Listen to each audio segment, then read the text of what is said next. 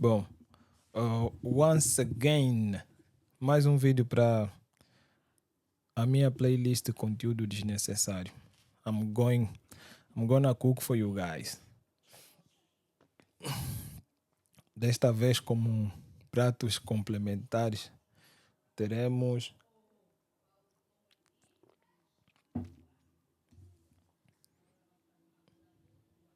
Utopia, de Thomas More,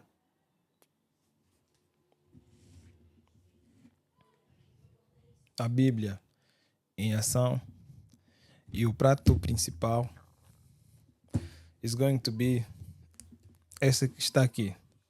Mas eu não vou mostrar ainda a capa do livro, só para não estragar a descrição que eu quero fazer da capa durante o vídeo.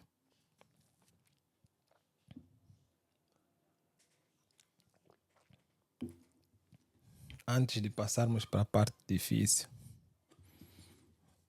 vou fazer uma leitura básica de um texto que tenho aqui. O tema será paraíso. Eu acho que quase todos nós em algum momento já entramos em contato com o paraíso, mas se calhar não entramos em contato com o tema paraíso da mesma maneira ao longo do tempo, porque inicialmente nos fazem uma introdução, a ideia fica em nós, mas e depois? Em algum momento você pensa sobre o assunto e tem de significar alguma coisa.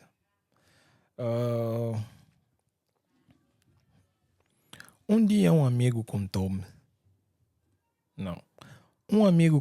certa vez que os seus antepassados tinham vindo do centro da região que hoje corresponde à República Democrática do Congo, uma área intocada pelo mundo exterior até aos anos 1930. Tão remota e inacessível era a terra onde viviam que nem os caçadores de escravos por lá passavam. Intrigado, perguntei-lhe se a tribo tinha alguma noção de paraíso, a vida perfeita num lugar perfeito para pessoas perfeitas. Uma definição que tinha a vantagem de ser vaga, ao contrário de, por exemplo, comer foie gras ao som de trombetas, como imaginava no século XIX o reverendo Sidney Smith. O meu amigo congolês pensou durante muito tempo antes de responder.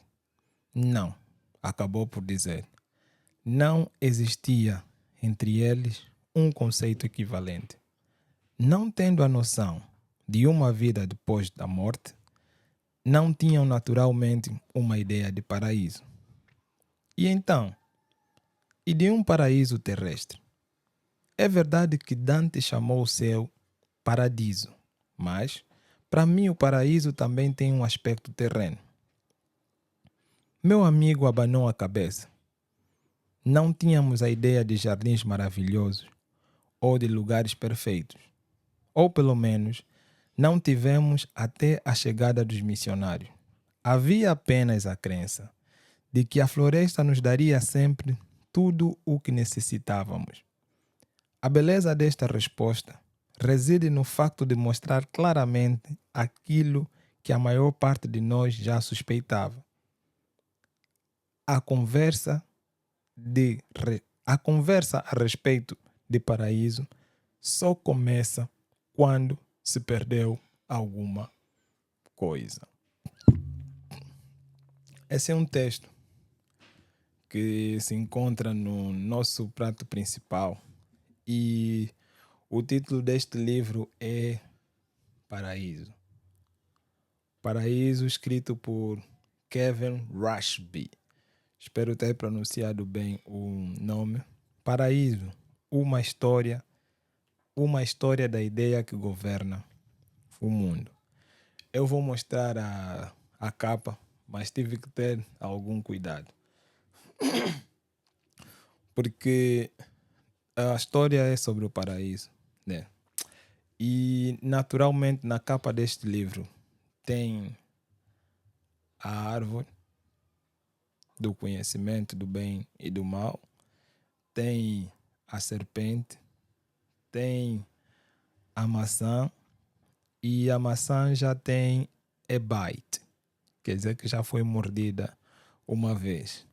Se já foi mordida uma vez, significa que supostamente esta fotografia no paraíso foi tirada antes de Adão morder a fruta. E se tem a fotografia da maçã mordida, aí pô, também tem quem mordeu a maçã a primeira vez, Eva. E essa é a parte que eu estava a dizer que para mostrar eu tive que fazer um pouquinho de censura à imagem, porque é sobre o paraíso. E no paraíso, aqui na imagem, Eva está mesmo só assim, no paraíso. Ah, aqui é a imagem. Tive que fazer uma censura por causa da audiência, que pode ser um pouquinho mais sensível. E por um pouquinho de respeito e conservadorismo também. Esse é o livro de Rashbi, onde se encontra o texto que eu acabei de ler. Bom, uma história da ideia que governa o mundo. O Rashbi considera a história do paraíso ou a ideia do paraíso como um dos principais motores da agência. Gostei. Um dos principais motores da agência ou da ação do ser humano, defendendo que a maior parte dos esforços da civilização humana, consciente ou inconscientemente, tem sido para recuperar o paraíso perdido. Tudo que o homem faz desde o início da civilização tem sido um esforço para recuperar o paraíso que nós perdemos lá, nessa história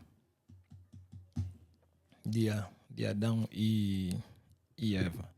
Não é para dar uma visão teológica, como inicialmente eu fiz. Eu coloquei o prato principal, que agora está aqui comigo, o livro de Rashbi, mas também tenho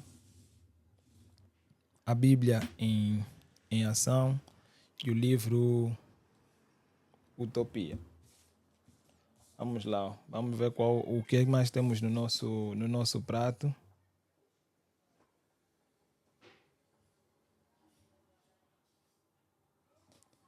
Bom, se a grande luta do homem desde o princípio da civilização tem sido recuperar o paraíso que foi perdido, em algum momento eu serei convidado a falar de John Milton, mas vou falar mais lá para frente. Assim como muitos dos que me acompanham, o primeiro contato que eu tive com a ideia de paraíso foi naturalmente na igreja. Eu me lembro que eu cresci consumindo ou lendo uma Bíblia vermelha ilustrada, e o título da Bíblia é A Boa Nova para as Crianças. E por mais que eu procure este texto, que para mim tem um significado especial, não consigo encontrar mais, mas tenho fé que algum dia eu vou conseguir encontrar esta versão.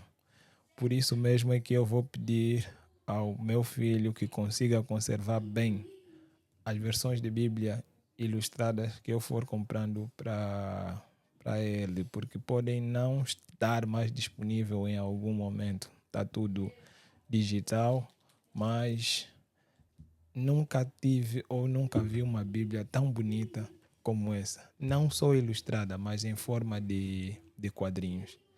Dá até vontade de... Não vou falar de ser criança de novo, porque essa Bíblia até não é para crianças só. A Bíblia em Ação é um livro que até o mais velho pode se deleitar com o consumo, né? Então, a Bíblia em Ação está apresentada. Uma das ideias de Kevin Rushby que eu gostei de entrar em contato é a parte que ele fala da secularização da ideia de paraíso. Nós perdemos o paraíso e, consciente ou inconscientemente, temos procurado retornar ao paraíso. Essa é a ideia principal. Daí ser a ideia que governa, ou uma ideia que governa o mundo. Eu conheço uma história que também me foi contada, que um professor da escola dominical chegou para fazer revisão com os seus alunos ou as suas crianças e perguntou o que é necessário para ir para o paraíso, o reino dos céus, no caso.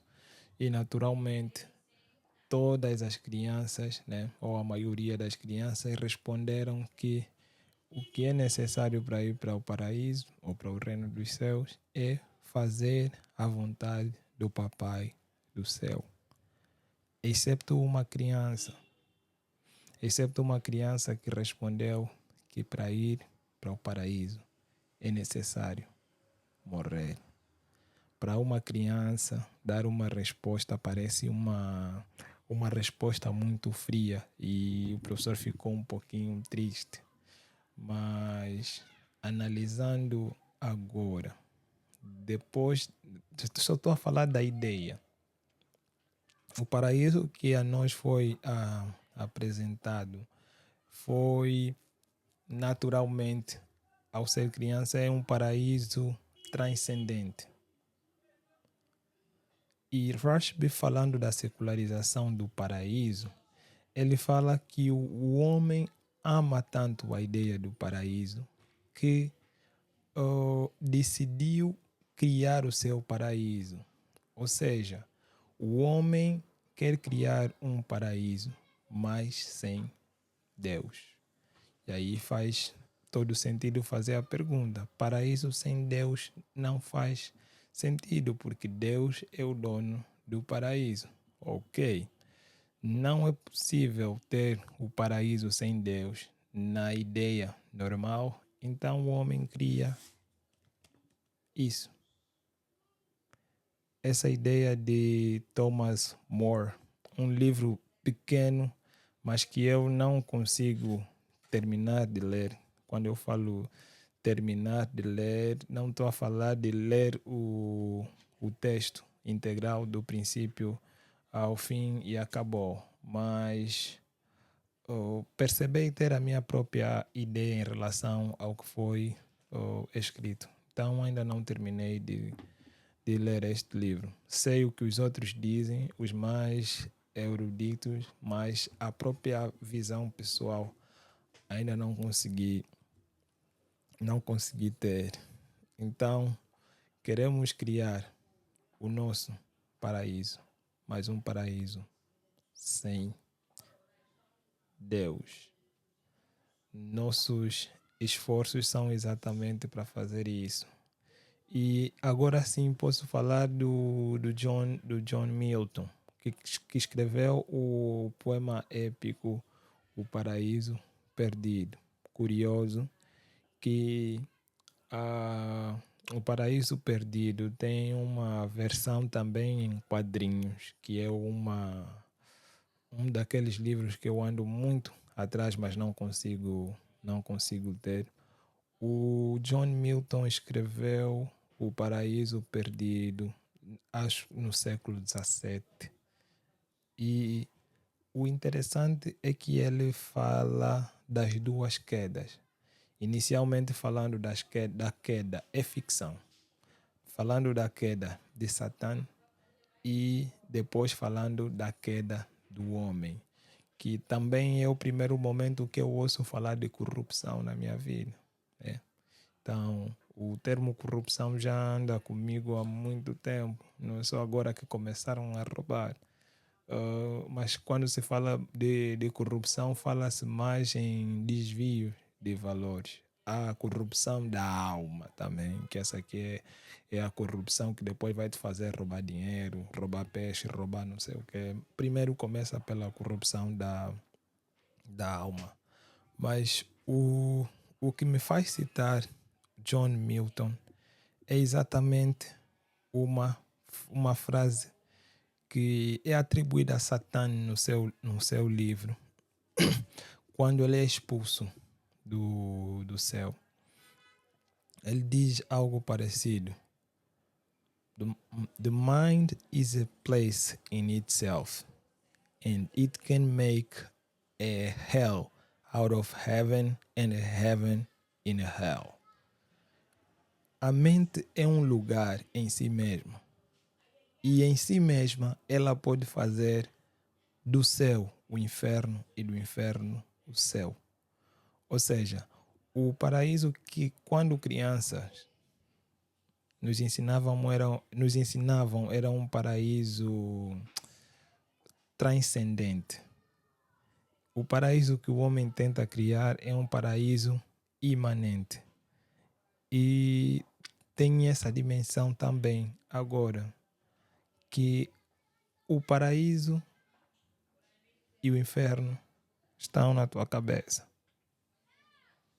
And what does it mean? O que é que isso significa? Naturalmente, sendo vamos dizer, uma frase atribuída a Satã no livro do John Milton, já te parece uma coisa totalmente errada, porque tudo que Satanás faz é errado. Mas think about it. What is hell? What is heaven? What is paradise? Mais um vídeo desnecessário. Obrigado por quem me acompanhou.